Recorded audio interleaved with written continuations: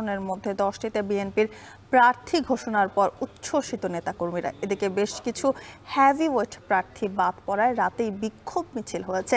পরে বহিষ্কার করা হয়েছে সীতাকুণ্ডে আসলাম চৌধুরী 4 অনুসারীকে। এদিকে বগুড়ায় 6 আসন থেকে প্রার্থী হচ্ছেন বিএনপির ভারপ্রাপ্ত চেয়ারম্যান তারেক রহমান ও ফেনী 1 আসন প্রার্থী হয়েছেন বিএনপির চেয়ারপারসন বেগম খালেদা জিয়া, যাতে নেতাকর্মীদের মধ্যে বিরাজ করছে উচ্ছ্বাস।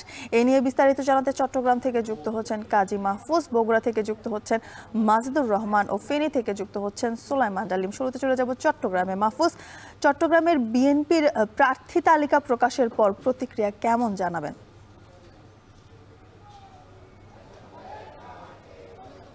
প্রার্থীদের নাম ঘোষণার পর থেকেই আমরা দেখতে পাচ্ছি চট্টগ্রাম মহানগর এবং আশপাশের যে সংসদীয় আসনগুলো রয়েছে সেখানে যারা মনোনয়ন পেয়েছেন তাদের বাসাকেন্দ্রিক নেতাকর্মী এবং সমর্থকদের ভিড় বাড়তে শুরু করেছে। সকাল থেকে আমরা দেখেছি যারা মনোনয়ন পেয়েছেন তাদের বাসাতে নেতাকর্মীরা আসছেন, তাদেরকে শুভেচ্ছা জানাচ্ছেন, অভিনন্দন জানাচ্ছেন। আমরা এই মুহূর্তে রয়েছি চট্টগ্রাম সংসদীয় 8 আসন, যেটি বোয়ালখালী এবং চাঁদগাঁও এলাকা নিয়ে গঠিত।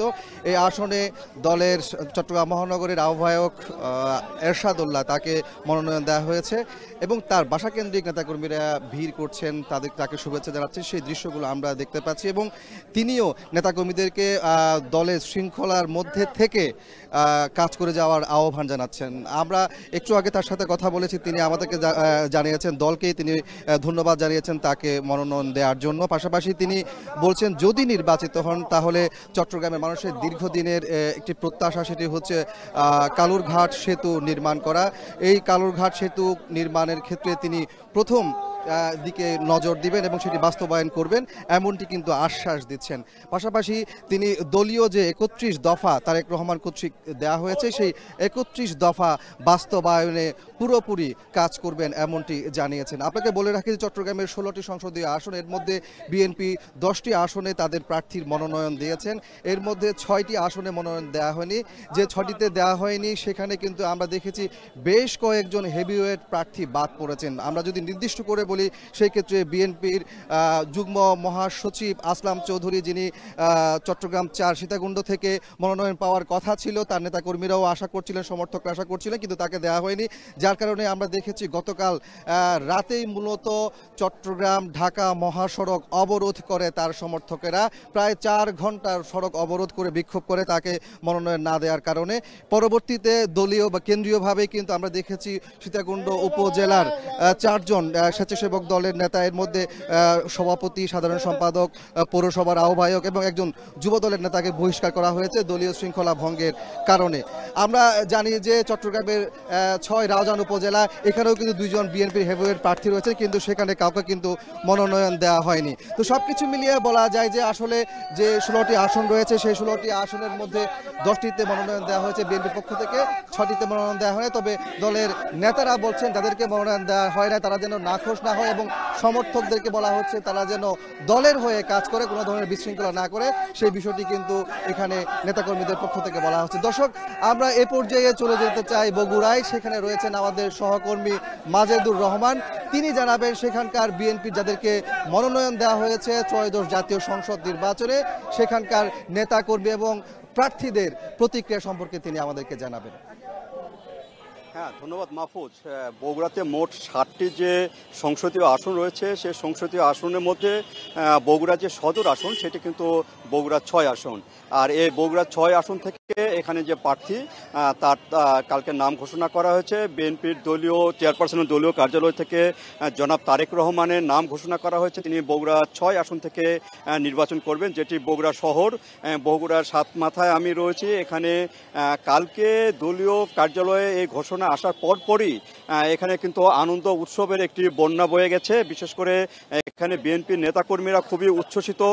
তারা আগে থেকে জানতেন যে বগুড়া 6 এবং 7 আসনের মধ্যে একটিতে বেগম খালেদা জিয়া এবং একটিতে তার জ্যেষ্ঠ পুত্র তারেক রহমান এখান থেকে মনোনয়ন পাবেন এবং তারা নির্বাচন করবেন, সেটা কিন্তু আগের থেকে ধারণা করা হয়েছিল। এবং বরাবরের মতন যে বগুড়া 6 আসনটা কিন্তু তারেক রহমানের মা সাবেক প্রধানমন্ত্রী বেগম খালেদা জিয়াই কিন্তু করে আসছেন।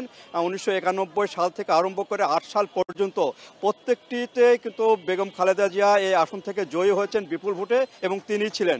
আর এবারে তারা আশা করছিলেন যে এখানে 6 আসন থেকে বেগম খালেদা জিয়া এবারে মনোনয়ন পাবেন এবং তিনি নির্বাচন করবেন, কিন্তু আর তারেক রহমান নির্বাচন করবেন তার বাবার যে জন্মস্থান গাবতলী শাহজাহানপুর এলাকা থেকে নির্বাচন করার কথা মনে মনে তারা ঠিক করে রেখেছিলেন। কিন্তু কালকে ঘোষণার পরেই কিন্তু বগুড়া 6টাকে দেওয়া হয়েছে তারেক রহমানের স্থান হিসাবে, আসন হিসাবে, এবং বেগম খালেদা জিয়া যে নির্বাচন করবেন তিনি হলো বগুড়া 7 আসন, যেটি জিয়ার জন্মস্থান হিসাবে পরিচিত গাবতলী এলাকা থেকে। আর এই এলাকা কিন্তু দীর্ঘদিন ধরে যে একটি বঞ্চনার শিকার হয়েছে বগুড়া জেলা, সে বগুড়া জেলার যে নেতাকর্মী এবং সাধারণ যে ভোটার তারা মনে করছেন যে তারেক রহমান এখানে নির্বাচিত হওয়ার পরে যদি এখানে প্রধানমন্ত্রী হন কিংবা নির্বাচনের পরে এখানে যে কর্মকাণ্ডগুলো সেটি কিন্তু চালু হবে এবং উন্নয়ন কর্মকাণ্ড বঞ্চিত যে বগুড়াবাসী তারা সে কাঙ্ক্ষিত যে সেবা, সে সেবাটা তারা পাবেন এরকমই মনে করছেন। এই জন্য তারা উচ্ছ্বাস প্রকাশ করেছেন এবং তারা চান এখানে বাংলাদেশের মধ্যে সবচেয়ে বিপুল ভোটে কিন্তু তারা জয়ী করতে চান এই তারেক রহমানকে এবং বেগম খালেদা জিয়াকে। তো এইভাবে কিন্তু কাল থেকে আজকে পর্যন্ত উচ্ছ্বাস প্রকাশ করছে, এইভাবে চলছে। আর আমরা এখন চলে যাব ফেনীতে, যেখানে রয়েছে আমাদের সহকর্মী ডালিম। সেখানে ফেনী 1 আসন থেকে বেগম খালেদা জিয়া এখানে প্রতিদ্বন্দ্বিতা করার কথা রয়েছে, সেখানে যাচ্ছি সেখানকার ভোটারদের অবস্থা এবং সেখানকার অবস্থা, সর্বশেষ অবস্থা জানতে।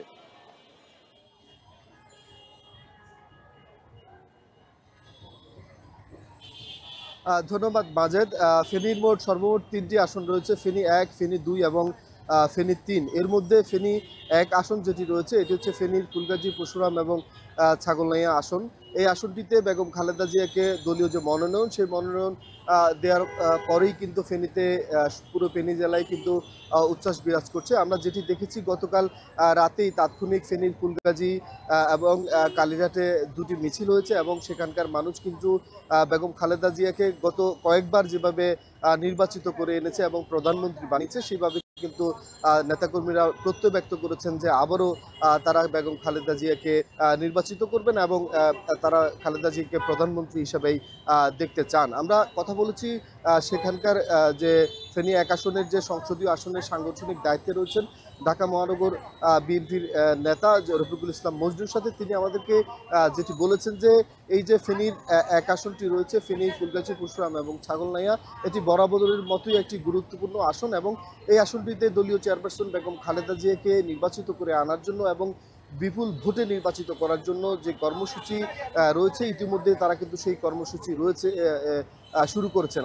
আমি তার সাথে সকালেই কথা বলেছি, তিনি আমাদেরকে যেমনটি জানিয়েছেন যে দুপুর 12টায় ফেনীর ছাগলনাইয়ায় একটি আনন্দ মিছিল হওয়ার কথা রয়েছে এবং 3টায় আরেকটি আনন্দ মিছিল হবে ফুলগাজীতে এবং সন্ধ্যায় কিন্তু পরশুরামে আরেকটি আনন্দ মিছিল হওয়ার কথা রয়েছে। আমরা আপনাদেরকে আরও জানিয়ে রাখি যে ফেনীর ফুলগাজীর যে শ্রীপুর গ্রাম রয়েছে সেই শ্রীপুর গ্রামে কিন্তু বেগম খালেদা জিয়ার পৈতৃক নিবাস, সেই পৈতৃক নিবাসকে কেন্দ্র করেই কিন্তু ফেনীর যেই 1 আসনটি রয়েছে ফুলগাজী, পরশুরাম এবং ছাগলনাইয়া। আমরা জানি যে এই আসনটি থেকে বেগম খালেদা জিয়া 3বারে নির্বাচিত হয়ে প্রধানমন্ত্রী হয়েছিলেন এবং সর্বমোট 5বার কিন্তু তিনি এই আসনটিতে নির্বাচন করেছেন। সব মিলিয়ে ফেনী 1 আসনে নেতাকর্মীদের মধ্যে উচ্ছ্বাস বিরাজ করলেও ফেনী 2 আসন এবং 3 আসনে তেমনটা উচ্ছ্বাস দেখা যায়নি। ফেনী 2 আসনে অন্যান্য যারা নেতা রয়েছেন তারা বলছেন যে দল যদি যারা ত্যাগী রয়েছে তাদের বিষয় যদি আরও বেশি চিন্তা করতো তবে সেক্ষেত্রে নেতাকর্মীদের মধ্যে এই 2 আসনেও আরও বেশি উচ্ছ্বাস থাকতো বলে তারা মনে করছেন।